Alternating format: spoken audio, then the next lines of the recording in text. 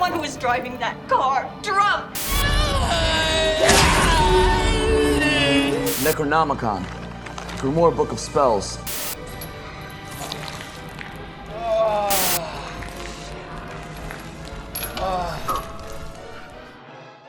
I started going down this rabbit hole because I was like looking for something to watch on Shudder last week, and I came across all these movies that got added. I've never heard of them, and they're like these Japanese movies from the 70s called Female Prisoner.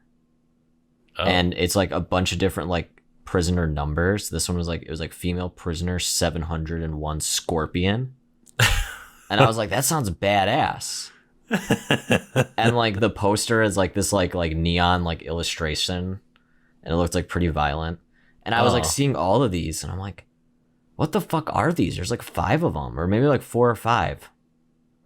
And so I'm like, okay, if I'm gonna like go down this, I want to do this right. So I was like looking up the order they go in, and I watched the first one, which is that like Scorpion one, and it's basically like this super stylized like revenge, like prison revenge movie of just an all-female prison with these like really corrupt and like sexist and depraved guards. But like there's so many moments that are just so bizarre.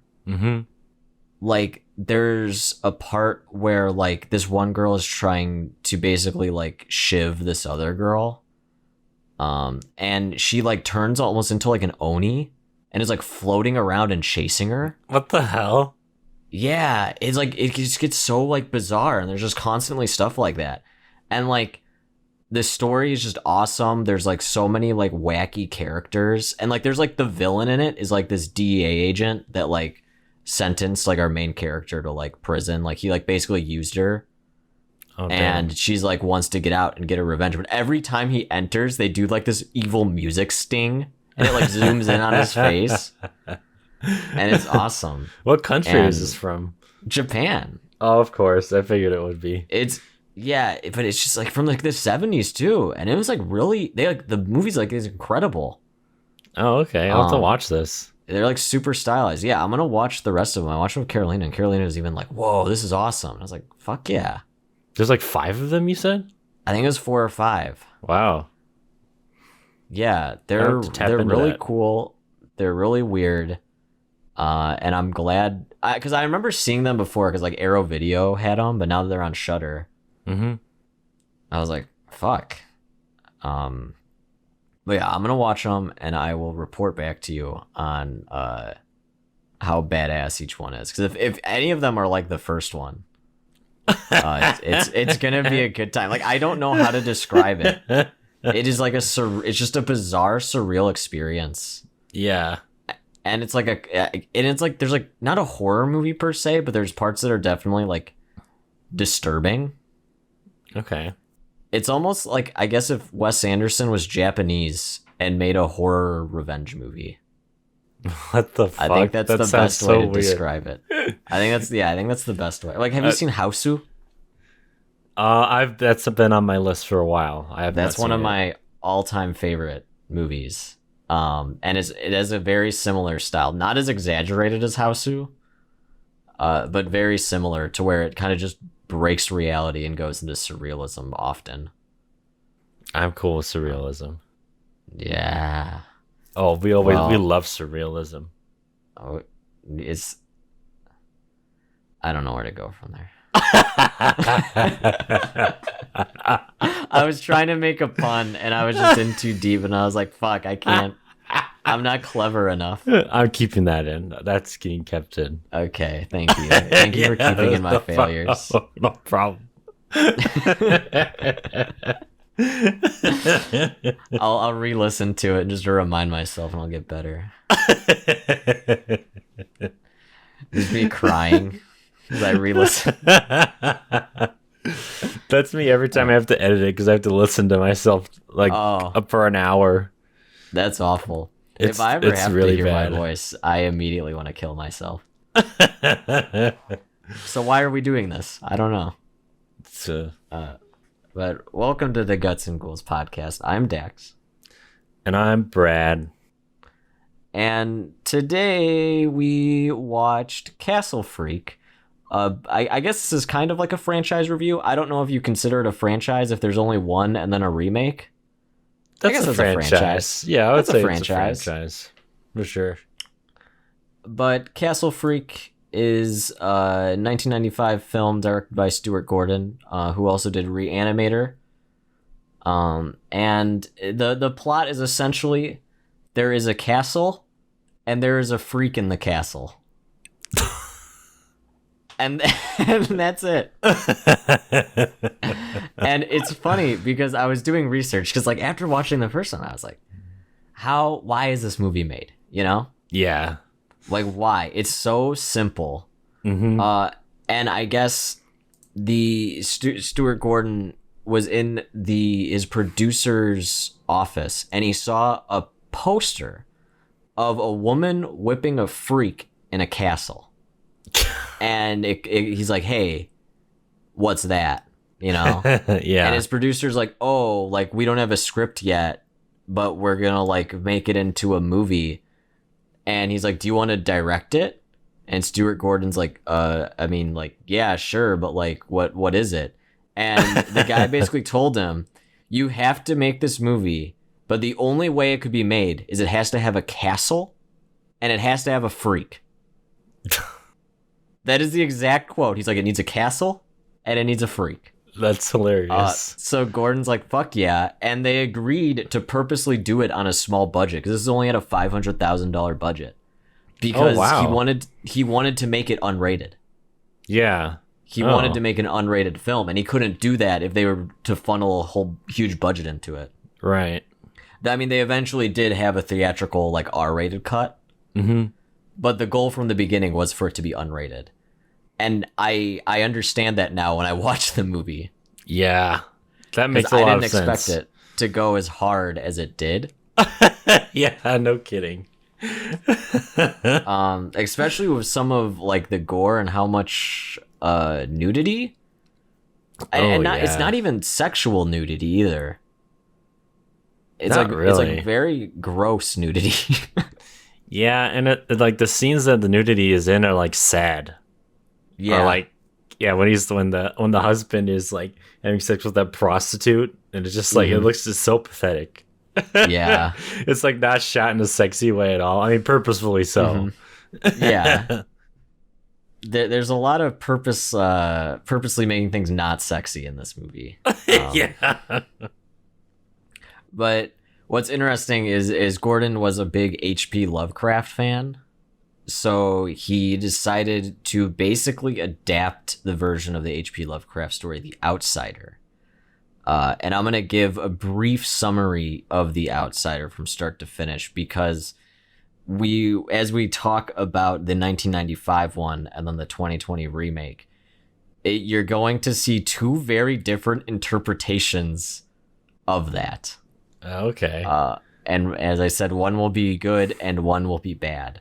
But the outsider is basically the narrator of the story is describing his very lonely life. He basically is trapped in this dark castle and he has never interacted with a human ever in his entire life. Oh, wow. And he is just so depressed. He's so sad. He's like, I am just going to get out. And he tries every like way to get out. Like he finds stairs and they like crumble as he's like trying to get up it. He finds like tries to climb the wall and it just like crumbles as he's trying to climb it. But eventually he finds a trap door like in the ceiling and he goes up. But when he goes through the trap door, he's not in like on the ceiling. He's on like the ground floor of another world.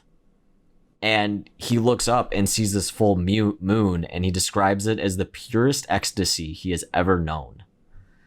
And he sees a castle in the distance having a party. So he's excited. You know, he can finally, like, see someone and interact with someone and not be lonely anymore. So he climbs in through the window. He goes into the lobby of, like, this party. And everyone immediately screams and runs. Mm-hmm. And they just freak out. They run out of the rooms, and soon he's alone. And he starts freaking out because he's like, what the hell are they running from? You know? And it's dark and he's looking around and he can't see anything. So he starts running. And eventually he runs like into a wall where he sees the creature, but it's actually just a mirror. And he sees himself. So it scares him because he thinks it's a creature. And he jumps out the window and tries to go back to his castle, but the door won't open. And he can't climb back in, and he's basically stuck on this outside world, and he's then known as the Outsider. Wow. And it's super fucking depressing. Yeah, that's really sad. So basically, he was just so excited to not be alone anymore, but everyone thought he was a freak and was scared of him. Damn. And he does have the realization at the end that it was a mirror that he saw, and that is him. Oh, God. So hearing that story, you can kind of see where Stuart Gordon was kind of going with it with his script. Yeah, I could definitely see. It's really interesting that I didn't know that he originally was pitched it just from a picture. Yeah, and just a picture of a woman whipping a freak. Yeah, and then he somehow fitted this short story of H.P. Lovecraft into this inspiration for it. Because he was a big Lovecraft fan. Yeah, and honestly, knowing that story, I think it gives me a bit more sympathy for the freak. At least in the original. Yeah. Because it's one of those things where it's like, can you really blame the freak for? Okay, you shouldn't go around killing people, right? But I'm not saying that it's okay to go around raping and killing. But he is saying that. He definitely is saying that. Yeah. Keep that in. Edit it so it sounds like I'm saying I condone rape and murder. I'll edit you saying it right then into before. So now I have the audio. You screwed yourself. Now you have it. Fuck. But I'm saying someone who is isolated from people his entire life, and the only person he knows, his mother, is the one that constantly tortures him. I think you can understand how he may not necessarily understand social norms. Yeah, and want to just fucking murder everybody. It definitely seemed like he didn't know any better when he was like killing people. Like he just, because I'm assuming that's all that from the movie, it seems like that's all the interaction he's had with like other living beings. It's just violence. Like, yeah, when they're just like for him to eat and like their food. So it's like that's just all he knows at that point because he's lived so long like interacting with other things like that. He's basically an animal. Yeah, exactly. But so the bare bones plot of Castle Freak is essentially a man finds out that he has inherited this castle in Italy from the Duchess who just died, which was, I guess, his long-lost mother. And they go to this castle, him and his blind daughter and his wife. And there's a freak hidden in the castle, and it escapes and kills people. Yeah. And that, I think, is the most basic plot there is. Yeah. But I think it's done really well. It is. The characters are interesting. There's a lot more family dynamics going on. It's one of those things where it would be interesting enough, and then they just add a freak. You know? Yeah. That's what I was thinking, because I like the idea of the husband's character arc in it. Yeah.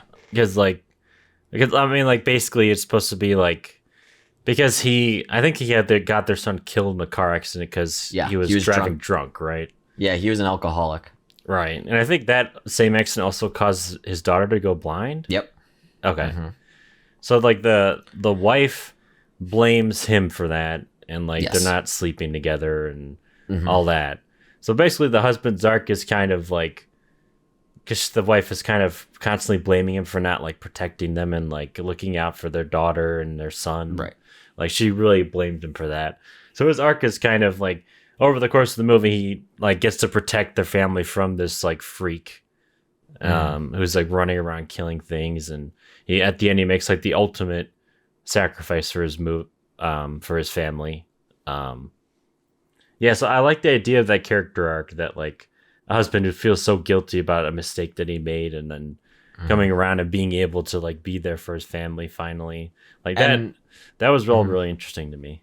And one thing that's interesting is he has like been sober for a long time when the movie starts, and it's one of those things that like the wife just can't get past it. Yeah. And it makes him just feel hopeless. And even the daughter has moved on. Mm-hmm. And the daughter's like, he's like, I don't care that you blinded me. I just want us to be a family again, you know? Right. Which I think makes it difficult for the mother. That makes it difficult for the father. Mm-hmm. And it's just like no one is on the same like wavelength. Yeah. And it's like no one is really like wrong. Obviously what the husband did was bad. Yes. But like he seems to like really be genuinely remorseful about it, and he has turned it around to somewhat of a positive. Yeah, he's definitely doing his best to like fix the situation with his wife and like their relationship. But I understand it from the wife's perspective as well, because I mean, if my partner did something like that and like killed one of our kids, like I don't know if I could ever forgive them. Yeah, you know. And I mean, blinding your currently living one, it's like a constant reminder. Yeah, exactly. Because being blind is a huge impairment on what you can do. So it's like they have to basically take care of her at all times. yeah, it's very sad. So I mean, there's like a lot of good like drama there, and honestly, I want to say the acting is really good from the John and the wife. Oh yeah. Like I was really surprised with some of it, like when they were fighting, especially like towards the end. Then like I love horror movies where the guys go full on crazy mode. And he goes insane because he's just like, they think he's the one committing these murders, and he's just constantly screaming and just doing batshit crazy stuff. Right. And I love when those movies like take it there. Like it's almost like a Nick Cage performance. Yeah, I could see that. Yeah, so the gore I think is really good in this one. It's all practical. Yeah. There are some scenes that are genuinely like, ugh. Like when the freak eventually gets the prostitute and we see him just biting her nipple off. And then it shows him literally eating her out. Oh, God, yeah. Like he is just going to town. Oh. Yeah, that's brutal. That made me queasy. And then it pans up and you see that she's still alive. Oh, yeah. That was rough. That's when I was like, oh man, like this movie is actually pretty hardcore. Yeah, it really I didn't is. expect it to go that far with the gore. And our freak is castrated. So the entire time, like, and they show him like full body, which I like when movies do that. I like when I have a monster and I see him right away and I see all of him. You know, don't just show me a hand. Don't just show me an eye in the dark room or something, you know? I want to see the freak. And they showed me the freak. And it's just so funny because he always has these little balls hanging. Yeah, I noticed that. Else. I thought I noticed little that. Balls. It's awesome. We want to see freak balls, freak genitalia. I want to see freak balls. And honestly, this felt like an unrated episode of like Scooby-Doo. Because you have like the haunted castle. You have the freak that knows all the trapdoors. He's like climbing around. Yeah. And stuff. And it just feels very like Scooby-Doo-esque. We just needed a scene of them running, a shot of a hallway and them running through different doors while music plays. I mean, they do where they hide in the closet. Oh, yeah, that is deal. Kind of like, yeah. Yeah, and the freak is whipping the closet. Oh, God. Yeah, I mean, this is a very simple movie, but I liked it a lot. Yeah, I like the way it was executed. I think I like the ideas of the characters and stuff like that. I felt like it could have it could have been done in a more like witty way, if that makes any sense. Like, because I mean, it's very straightforward, and like I guess I appreciate that, but like there's not much like wit to the movie. It's like it's very like you know like what's going to happen like pretty much every step of the way. And you know pretty early on that the freak is the son of the Duchess. Yes, yeah, that's my other complaint. There's not much mystery. The plot twist isn't that crazy. Mm-hmm. But I mean, I think I like movies for like atmosphere and just vibes. Mm-hmm. And this has got it. Yeah, it's got spooky castles. And that's something that the remake I don't think has. Where like this original one, you can see that they got a fucking castle. Yeah. How they managed to get a castle on their budget, you know? They probably shot it all like in a real short time span. But like you get shots that show like the full rooms, you know? Mm-hmm. You get a pretty good lay of the land from all the shots we're getting. Like you kind of know where the kitchen is, you know how big the courtyard is. Mm-hmm. And you can see that this is a real castle. And I don't think you get that in the remake because you only see like the same 3 rooms over and over. Yeah. And some of them almost look like sets. No, that's the thing. Yeah, I was going to mention that about the remake actually, because the difference between the original and the remake, because the original is like, you can tell that they got like a real ass castle that like is not like open to the public. Like that wasn't like available for tours and like, and the original also knows how to shoot it, like you said, where like you get like these full shots of rooms. Like you really get the idea that like the place is like they're like home now, like they can just go wherever they want. Like, but like in the remake, I mean, like the way it's shot, you can like see like railings, like these metal railings that were like built like obviously after the fact that the castle was made. Tours are done there. Yeah, that's what I was thinking. And it's like it's all really well lit, and there's like all these like different like lights on the walls of it, and it feels like really phony. Yeah, it feels like they just got like a castle that's open for tours like all the time, and like they just like didn't change much about it, didn't change the lighting of it, and they just like filmed what they could there, and then like that made it feel kind of a lot more cheap and like weird. I imagine them going to some like small town that has this castle where like, you know, like majority of their money comes from like tourism. Yeah. And it's like, see Giovanni's castle from the 1500s, you know? And then like the cast shows up. They're like, hey, can we like rent this place out for a week? We're making a movie. And they're like, oh yeah, sure. Come on in. And they're all walking in, and then he just sees the man in the full freak makeup. And he's just like, Giovanni's like, oh fuck, like what did I just agree to rent out my castle? What did I sign up for here? just this weird lanky leathery man with a giant pussy on his stomach walking through. He's like, so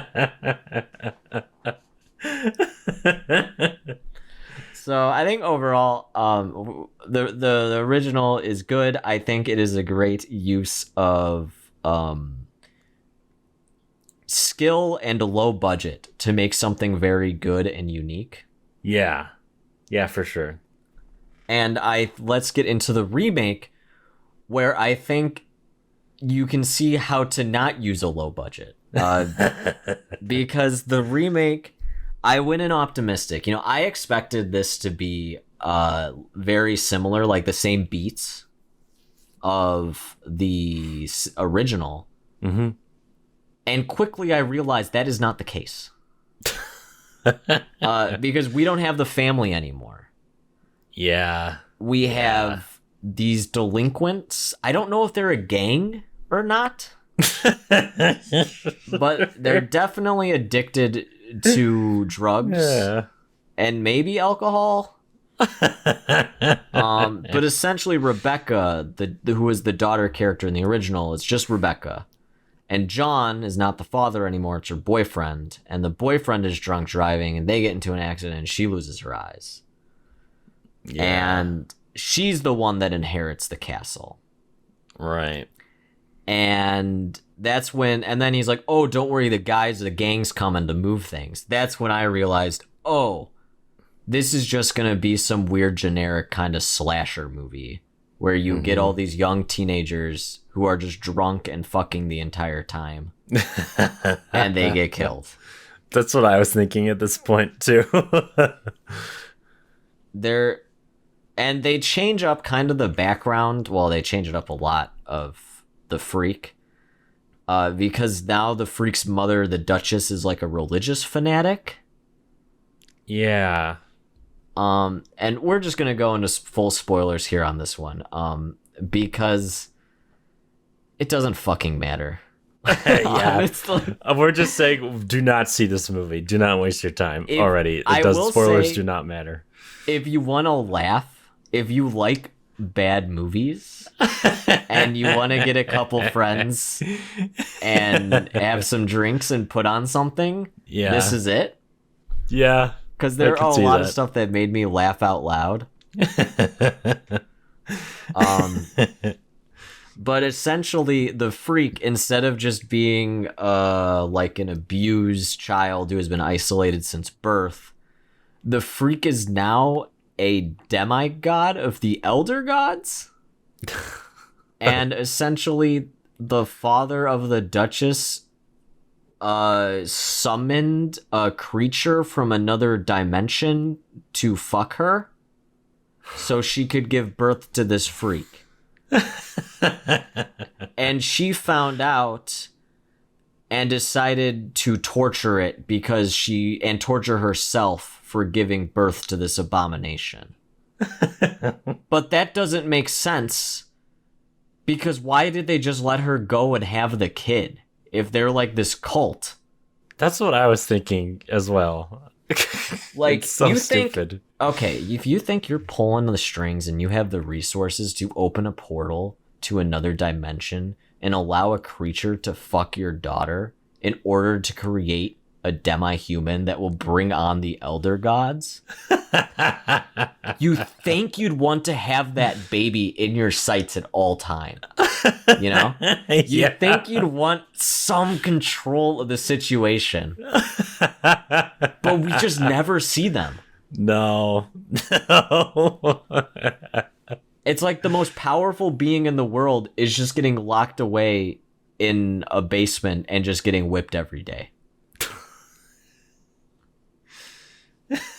And I guess we learn in order to bring on the elder gods into our world, they need to reunite the freak with Rebecca for some reason. I genuinely don't know the reason, and I don't think they say the reason. No, they don't. It's just like, it just happens, and you're like, oh, I guess they were trying to do that? I don't know. Yeah. Because the idea was that Rebecca was an orphan and never knew her mom. Mm-hmm. So I guess in order for them they have to be whole again. It's fine. It's, you know, it's not fine, but it's fine. It's one of those things where they were like, they knew they had the ending in sight, they had the beginning, and they didn't know how to get from point A to point B. And they knew they had to have a whipping scene. They knew they had to have a blind lady, and they knew they had to have an uncomfortable sex scene, drunken sex scene, and a castle. And a freak, yeah. That's all they knew. And they wanted to add elder gods in it for some reason. Yeah. And I think that's simply because of H.P. Lovecraft.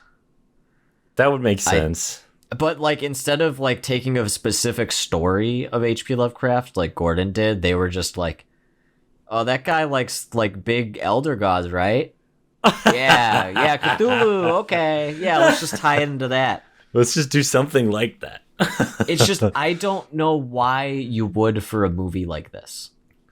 No, like we said before, the original is a really simple story, and making it more I guess like for remakes you do want to take a different angle with it if you really want to remake it, but like they overcomplicated it with the elder god thing. Like, why do we need like a Necronomicon? Like, why did we need all that? Like, it's really strange. And another thing is these characters are not likable at all. No, yeah. Like the John guy is an asshole. Oh god, yeah. Yeah, they basically what they did is like the John character is basically supposed to be Jeffrey Combs in the original, right? That's what I kind of got. But like then they got rid of the family dynamic, like we said before, and they basically combined the daughter and the mother characters from the original into this one girlfriend character. And like, yeah, which I guess I sort of understand, but like, then you lose the family dynamic thing. And also my problem with that as well is it makes sense in the original why the wife stays with him after that accident. Because like, she's probably doing it for the sake of the kid. Like she probably eventually maybe I will like divorce him and like get away from him because I can't like get past mentally what he did to our children. But like in the new one, why in the goddamn hell would she still with him? Yeah, as a girlfriend, not like a wife with kids, not with a family. Yeah, stay with a guy who's drunkenly driving on the highway at very high speeds and risking your life, and then makes you go blind. Like, why in the hell would you stay with that guy? And also, the beginning scene with him where we're introduced is he's attempting to cheat on her. Yes, yeah. There's like it. Oh. And she like plays it off like, oh, like that's just a normal thing. Mm-hmm. Yeah. And they weren't even smart. Like they could have done the route like, oh, maybe John's like abusive and like emotionally manipulative. Yeah.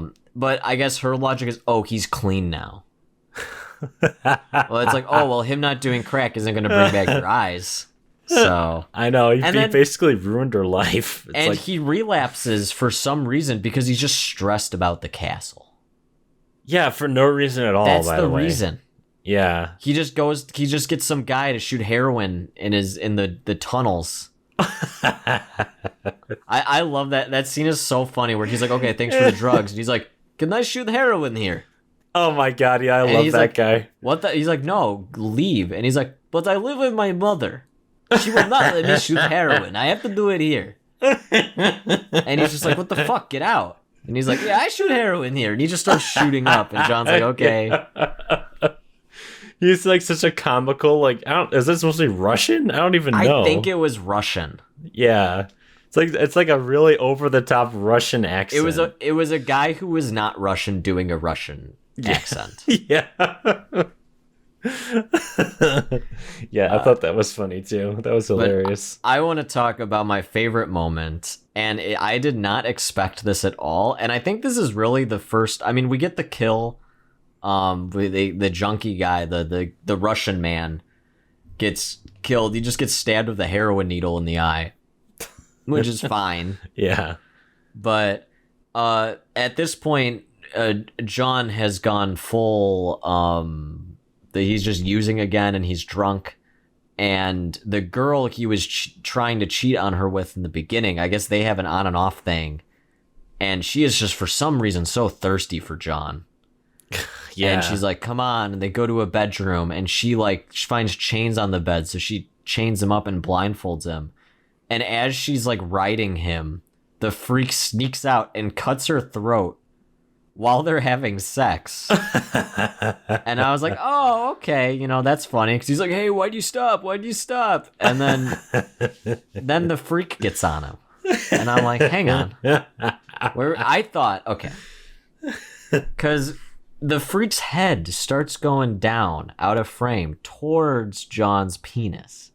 And I thought, we're going to get a penis bitten off, Yeah. And he's going to scream. But no, we just got oral sex from a freak. Because for some reason, she starts blowing him. Yeah, for no reason at all. For no reason. I understand, her, I guess, because she does eventually have sex with him with her giant vagina. When the vagina spits out a tentacle later. Oh, God, that was gross. But... yeah, and then he comes in her. He comes in the freak. And he's like, and I'm like, how do you not notice the difference? Yeah, I would think a giant like monster pussy would feel different than like a regular girl's pussy. And he loved it. Yeah, he was loving it. And it was so funny, like when the freak runs away and his friends come in and they see the dead body and him, and then they untie him. He's like, "Oh, what the hell? What the hell's going on?" It's like it's almost like a fake reaction, you know, like when you want to make someone seem like you're mad. Yeah. He's like, "What the fuck? Yeah, let's kill that freak." Like somehow he just knew it was a freak. Yeah, somehow he knew that someone. Yeah. It's bad. Yeah, but essentially, I mean, all the characters just kind of get killed off, one by one by the freak. And we learned that Rebecca was purposely led there because they need to, like we said, unite them to bring on the Elder Gods. But we need to talk about the funniest character. Oh, please. That's the professor. And immediately when this guy opened his mouth in like one of the first scenes, I wanted to punch him in the face so bad. Oh yeah, he has a super punchable face. And he's just talking about, like, basically talking about Rick and Morty. He's like, yes, there are these multiverses, and in these multiverses there is an exact copy of you but is slightly different. And then they start talking about lizard people. Oh man. And I was like, oh yeah, like, okay, it's funny and it's topical, haha, you know, lizard people. And then he's like, yes, the reptilians, they are in our government, they are in Hollywood, and they are going to take over the world. They can shapeshift anywhere they want. They are our politicians. And I'm like, what the fuck is going on? I wasn't sure if it was satire or not. I don't think it was. I think we're legitimately supposed to think like, oh, this is the smart character of the group. That's why they call him the professor. Yeah. I don't get it. I just thought they called him that because he was the only one that doesn't do meth. And he's just in school, I think. Yeah. Like, I don't know if they're college kids. I don't know what's going on. We don't get an established relationship with any of them. No, we don't even really know if they're like husband and wife or boyfriend and girlfriend. Like, I guess they're boyfriend and girlfriend, but you know, like we don't understand these characters and like their relationship to each other at all before everything kind of just starts. But our professor guy gets really into the freak. And he finds the Necronomicon and I guess can read it, kinda.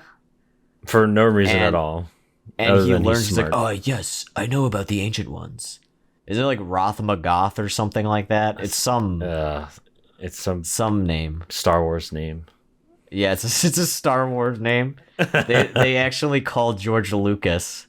And they're like, hey, George, we need to make this kind of like this big alien thing, you know? Like, you got a name? It's like... he's got like he's like eating his cereal in the morning. He's like, oh, fucking Roth-Magoth. Like, oh, thank you, George. You're so good at it. He's like, oh, okay. I imagine that has to be true. I don't mean to go on a Star Wars related tangent, but have you ever seen the making of I think it was episode 2 of Star Wars? I think I know what you're talking about. It's like when the visual effects people go to George. And they're like, because there's a scene where Yoda's ear is supposed to bleed because he gets hit in his ear. So they go to George and they're like, hey, George, what color is Yoda's blood? And he's like, green? And everyone's like, oh, okay, I guess we'll make it green. Green? So that would be very accurate. I feel like if someone called George and be like, hey, can you name this character for me? He'd just be like, Roth-Magoth or something. There you go. He just looks at items around him. Yeah. He's just like, lamp, doorknob, stereo. Like, oh, thank you, George. Thank you. Oh, God. All right, back to Castle Freak. Back to the freak. As much as I'd love to see the castle freak in Star Wars. Dude, that would be awesome. I want to he's in Jabba's palace or whatever. Oh, there's a cameo from him. He's in the background. Yeah. He jumps out and just tears open Leia's stomach and just starts eating her intestines. And Jabba's like, oh, not another one. He's like, get the freak back. Yeah, so our professor guy, for some reason, also knows about these these I guess elder gods. I guess that conversation in the beginning talking about multiverses was supposed to foreshadow this. Yeah, even though they're not the same at all. No, it's not an alternate universe. It's just another dimension. It's just so dumb. Like the professor character, I hate because they don't give any reason for why he knows all this stuff. No, or like why he's even smart. They don't even say he like went to school. They don't give any of that. He wears glasses. No, that makes you smart. Yeah, that makes you smart. Wearing glasses means you're smart. Even if you look like a football player, which he did. Yeah. He looked like that fucking guy who played Audrey's son in season 3 of Twin Peaks. Oh my god, I was thinking that too. And that guy always plays like squirrely assholes too. I know, in everything right? I've seen him in. Yeah. Yeah, but our professor eventually confronts the freak and shows the freak the Necronomicon. And I guess the freak doesn't even know what's going on because it learns that it needs to connect with its sister. Yeah, it seemed like it had no idea. It was just killing people. Yeah, I was like, I'm gonna have sex with this dude. I do not give a fuck. Yeah. I can't get past the sex thing. Why did it fuck him? I have no idea. I was like, oh, there'll be a reason for this. Like maybe it needs to get pregnant or something. But no. Yeah, it in the original, it made more sense like that. I mean, it's basically the same scene as that original but it made sense in the original because the freak is like watching Jeffrey Combs like have sex with this prostitute. Mm-hmm. And so then when it starts like eating her from the same places that he was like licking her, yeah, it was like, oh, okay, he's just imitating him, what he thinks that he was doing, right? In the way that he knows how. And but I think a part of it is this is a creature who is castrated. However, he still has his balls, right? And that's what makes the things that make men do the terrible things they do. So I think it is also just a whole life's worth of just sexual repression. And because he's very animalistic about it. Yeah. And very curious too. Yeah, definitely. So maybe they were trying to go for that, but they just kind of took it in a more dumb angle. But I think the remake was just kind of be shocking for shock value. Yeah. They didn't really care about the hows and whys. They just knew that they wanted to have that scene of a freak having sex with a guy who has no idea what's going on. Yeah, it was essentially just, it'd be fucked up, and then they wrote that. It does. It kind of feels like the whole movie was built around that scene.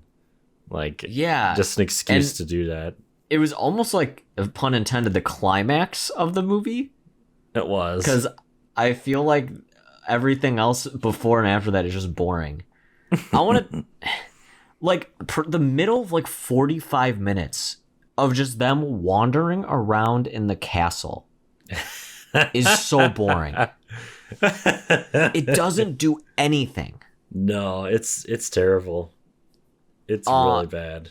In the original, John has to take inventory of everything. So he's taking his daughter and going around, he's like, okay, we've got these fancy paintings. We've got these, expensive jewelry. He's like, okay, we got one freak. Okay, we've got this statue, But he's having fun of his daughter. And then they kind of hints there's suspense there because that the freak's there. Mm-hmm. And they're getting closer to him and maybe they'll find him. But there's just nothing. It's just them wandering around aimlessly. And then just fighting. It just almost feels like padding. Yeah. But yeah, Our professor guy, I guess, just gets the freak wraps her pussy penis around him, around his neck, and it shows him the other world. Yeah, and he's like, it's so wants to see beautiful. it. Yeah. He's like, this is the greatest thing I've ever seen. He's like, show me them, show me everything. Yeah. And then at the end of the movie is just the Rebecca accidentally kills the boyfriend because he was punching the freak. And another thing I don't understand is Rebecca learned that the freak is her sister. Mm-hmm. But that makes it okay to defend the freak, even though she killed all of her friends and is causing all this pain. But she's like, no, I'm Dom Toretto, and this freak's my family. Dude, it reminded me of Texas Chainsaw 3D. Yeah. With that whole thing where she finds out that Leatherface is her cousin, then all of a sudden she turns evil. Cuz. Yeah. It was like that exact same thing. I don't know why the fuck they did that. So she kills John. They go to the weird altar, and the freak lets out her penis pussy again for some reason, and a giant opening in the sky, I guess, and there's a big Cthulhu-like monster. And then for a final shot of the movie, this might have been one of the worst final shots I've ever seen. It like is slowly zooming in on Rebecca's like crotch area, because I guess she's also giving birth. And just this really bad CG like goop just comes out of her. Yeah. And it just ends. But like you can't, like, it's not even like a baby, it's not like blood, it's just like a big blurry puddle comes out. Yeah, it looked really bad. I don't know what it was supposed to be. That's it. Which, okay, I want to talk the final shot of the original. I liked it a lot. Like, it packed a punch when she's like walking outside and she sees the cop and the kid and she thinks it's like John. Oh, yeah. And she gets her closure and she gives like a little smile and then it just cuts to black. And I'm like, oh shit. And there's like nice piano music. Yeah. Yeah. But this, we just got like a stillbirth. A really bad CG stillbirth. A really bad, and it's just like blurry. It's like they ran out of money right then. But we got to talk about the crown jewel. The scene that made me scream at the TV. Oh man. Is the post-credit scene, which is revealed that our professor character is Herbert West from Reanimator. For no fucking reason. And it doesn't make sense. Like, he just goes in to talk to a guy, and there's a green vial on the table. And all he says is, West. Well, no. And that's it. No, it was actually, that was Herbert West sitting at the table with that guy that he was talking to. Oh, that's, okay, that makes sense. Yeah. But wait. Okay, that's even dumber than what I thought it was. So he just brought them the Necronomicon and that was it. Yeah, it makes, yeah. Because the guy who's sitting across from, they don't show his face when he gets up, but... Yeah, but he's in the lab coat. Yeah, he's dressed exactly like Herbert West was in the original Reanimator. So it's like, it's implying that it's him. And yeah, and then for no reason at all, they have that green vial on the table that I guess is just supposed to cement the fact that that's Herbert West. It's like so weird. And I was trying to think why. Like, the only connection is that the director of the original also directed Reanimator, and they're both H.P. Lovecraft stories. Right. But why add that to your movie if it doesn't add anything to it? Unless they're going to do a Reanimator remake and he uses the Necronomicon. Yeah. That's which exactly I don't why want. they're doing it. And this is where I thought, I'm like, oh, are they trying to make like their own universe? thing, like an H.P. Lovecraft universe. They 100% are. That's my theory about why they added all the god shit.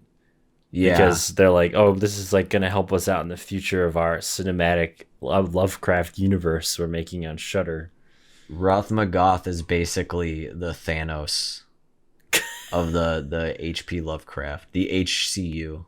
Oh god. HPCU, that's what it is now. And you know what also annoys me about the after credit scene? This is my problem with after credit scenes in general, but like the end of the movie, it seems like it's an apocalypse is happening. Yeah. Like the world is about to end or something like that. Like, yeah, they brought on the apocalypse. Yeah. And then it just cuts to the professor guy walking in and everything seems fine.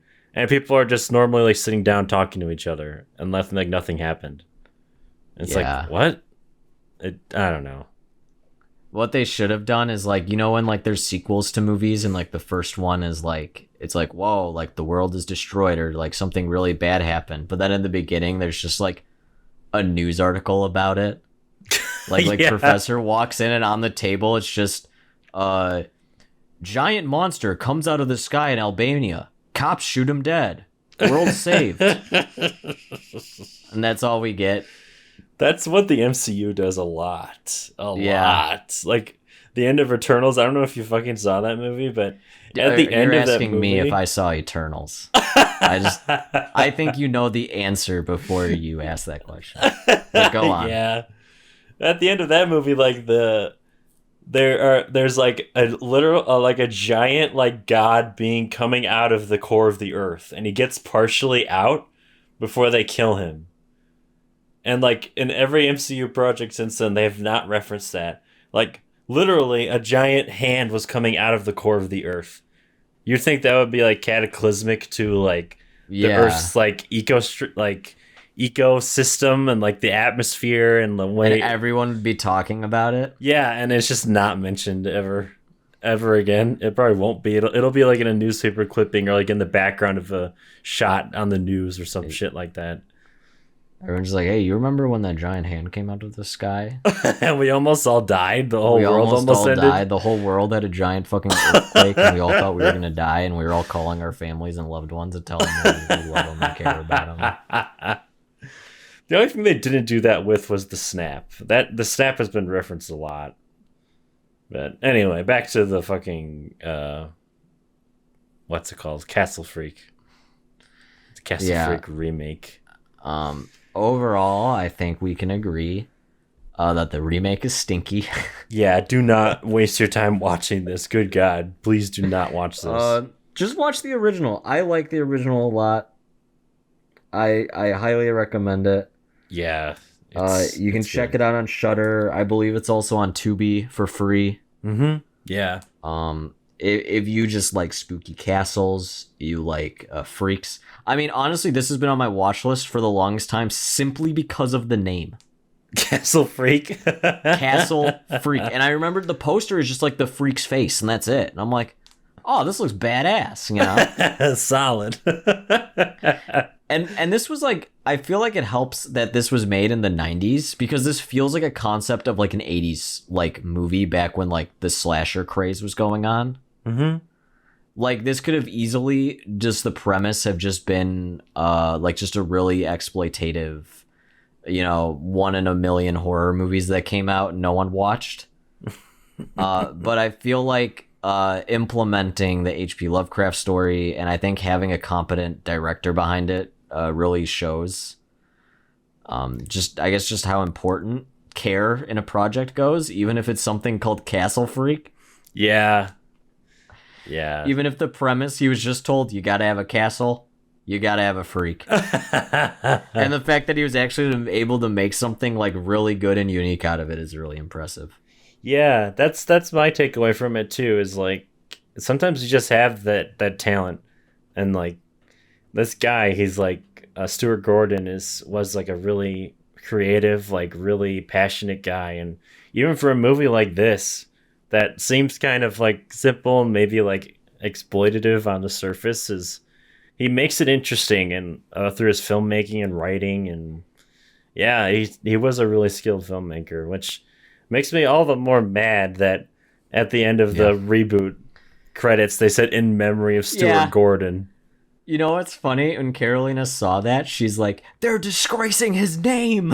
And she didn't even see the original one. She just watched the remake with me. But she just saw this and was so offended by it.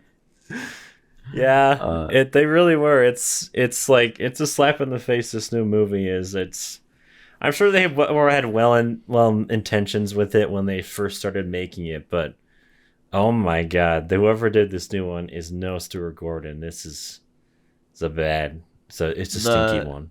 The like in memory of reminds me of at the end of Antichrist. It says dedicated to Andrei Tarkovsky.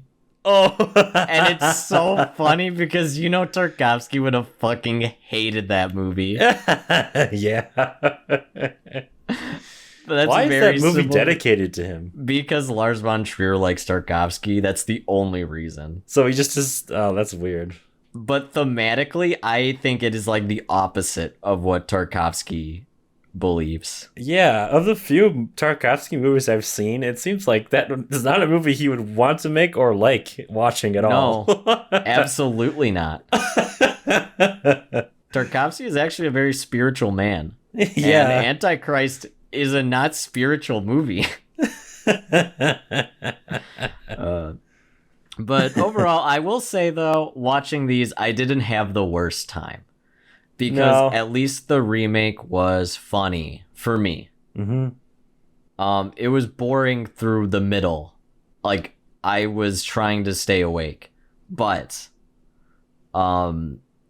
it came around in the end with just how fucking dumb it is. So overall, I got a really good movie, and then I got some laughs. So I guess it wasn't a total lose-lose.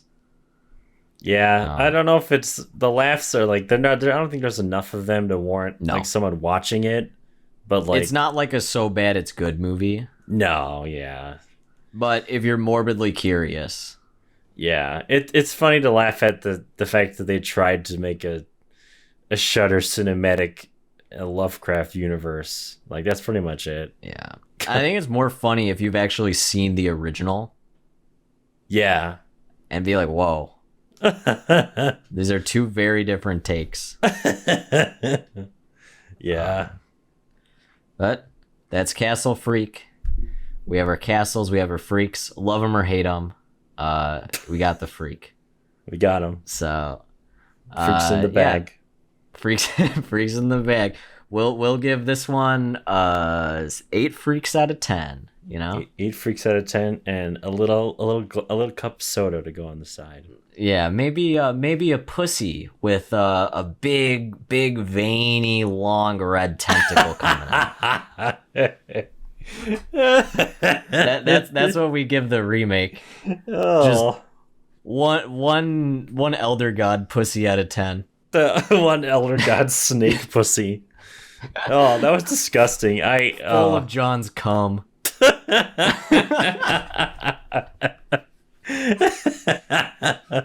Ew. Oh god. Okay, on that note, we're ending it. Yeah. Thanks for listening. Thank you for listening, and we'll see you next time.